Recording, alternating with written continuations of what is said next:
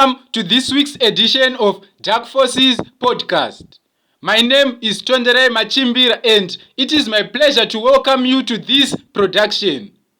Today's episode is from the COVID-19 series, which the Dark Forces Network started as a way to achieve several objectives of the network that include, but not limited to, the following: enhancing the transparency of COVID-19 related issues, agreements, and processes with regards to the public interest, bringing duty bearers and public institutions and officials to account for their conduct with COVID-19 resources, raising the awareness levels of citizens with respect to COVID-19 related matters and processes.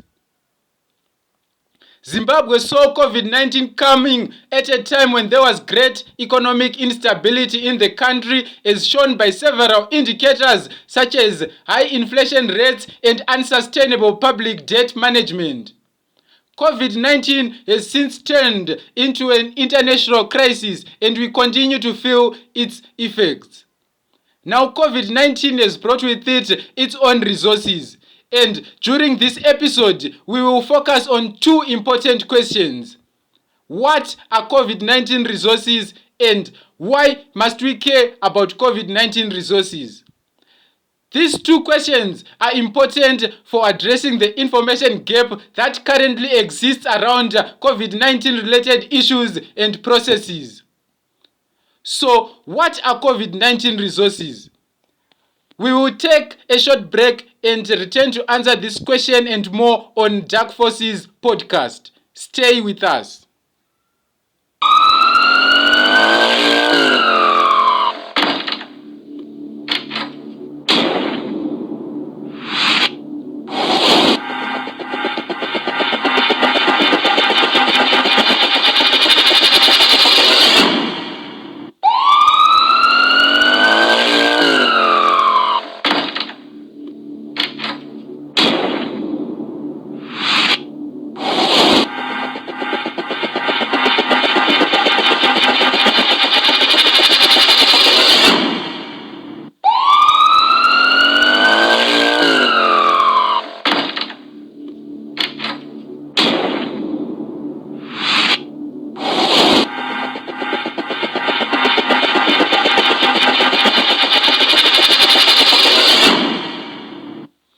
Welcome back to Dark Forces podcast.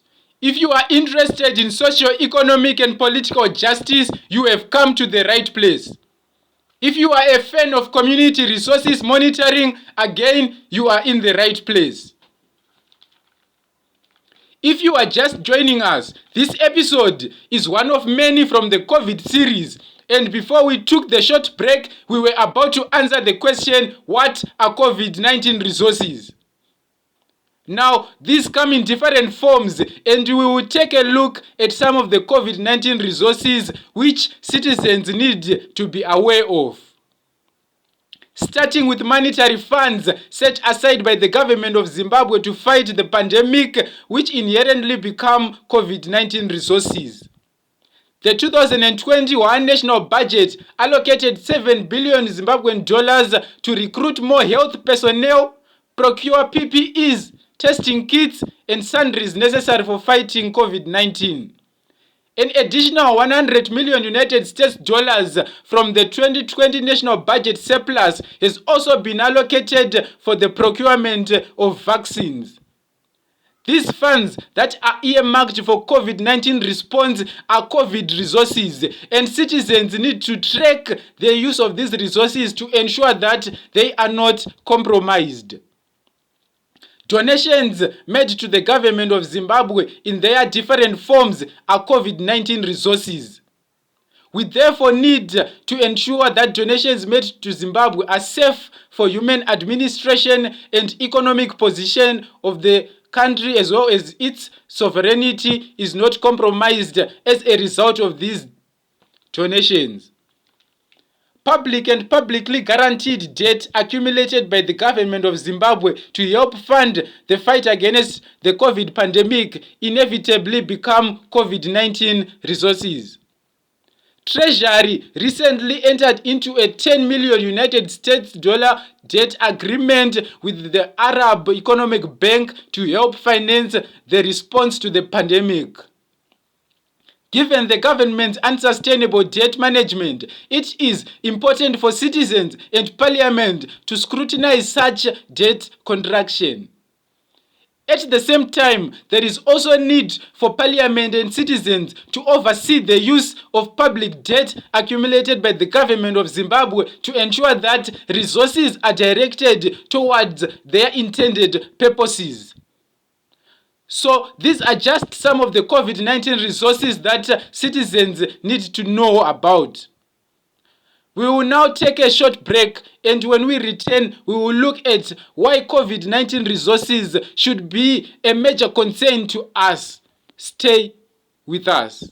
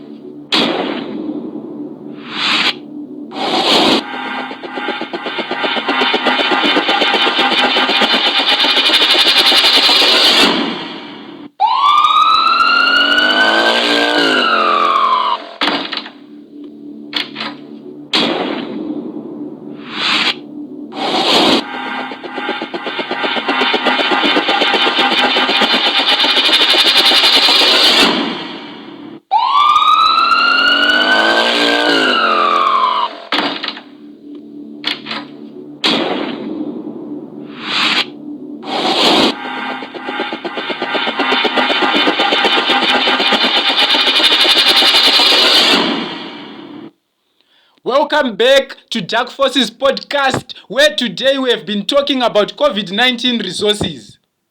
Now that some light has been shed on COVID-19 resources, we will now move on to why we should care about these resources. Unresolved challenges within the public procurement system give rise to concerns over high risks of corruption and mismanagement of COVID-19 resources. These concerns are especially pressing given the nation's earlier experience with the drugs procurement scandal, in which then Minister of Health and Childcare, Dr. Obadiah Moyo, was relieved of his duties after being charged with criminal abuse of office over allegation of corruptly awarding a $60 million contract for COVID-19 supplies. Parliamentary oversight and scrutiny of major public procurement processes is vital to safeguard against corruption.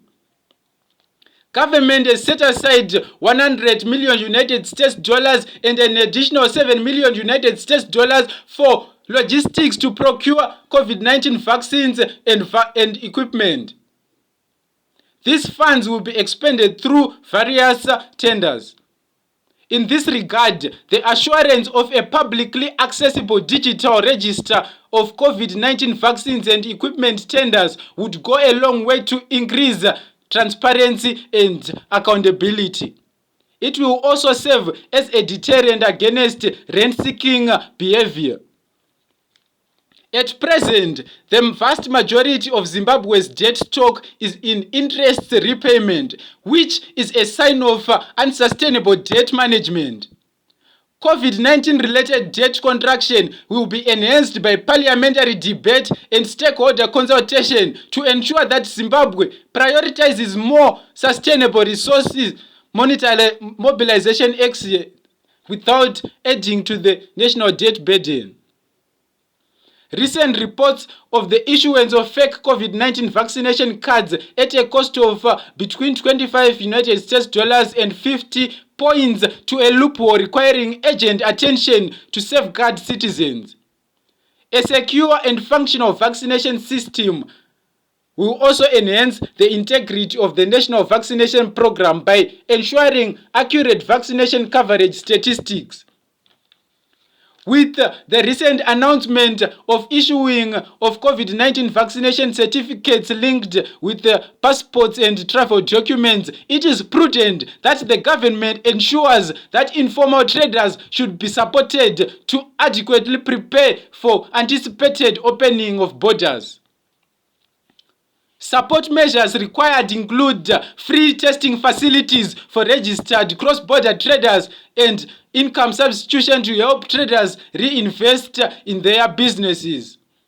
With that, we have come to the end of today's episode, and on behalf of Dark Forces podcast, I would like to thank you all for tuning in. Like us and follow us on Facebook, Twitter, and Instagram, and check out Dark Forces blog, which is also part of the Dark Forces network. My name is Tonderai Machimbira, and I have been your host. Until next time, goodbye.